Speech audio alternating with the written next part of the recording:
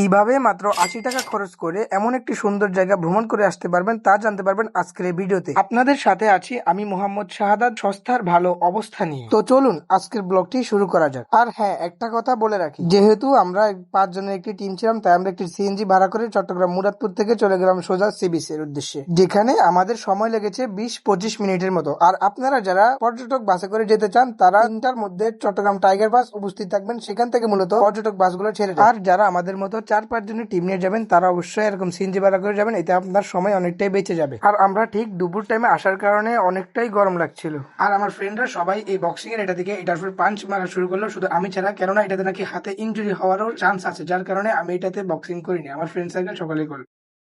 हर्द जोली आकाश board जोली मेरी या Mohammad board जोली मेरी या मोहम्मद।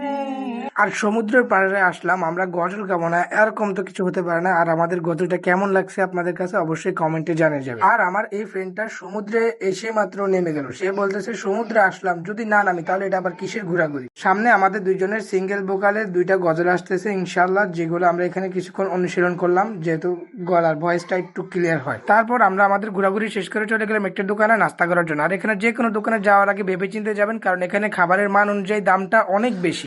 আমরা আমাদের ঘোরাঘুরি শেষে পর্যটক বাসে করে চলে গেলাম শহর উদ্দেশ্যে, কারণ রাত্রে সিএনজি নিয়ে নিই। সিএনজিতে রাত্রে এখানে বেশি সিন্ডিকেট করে ভাড়া চায় ৫00-৬০০ টাকার মতো। আপনারা যারা যারা যেতে চান এরকম সন্ধ্যা ৬টা-৭টার মধ্যে এখানে থাকবেন, এই বাসগুলো এখানে পেয়ে যাবেন। আর রাত্রে এবং দিনে যে সময় হোক না কেন এই বাসের ছাদে চড়ে যাওয়ার ফিলটাই অন্যরকম। তো আজকের ভিডিওটি এই পর্যন্ত, দেখা হবে নেক্সট কোনো ভিডিওতে ইনশাল্লাহ। আল্লাহ হাফেজ।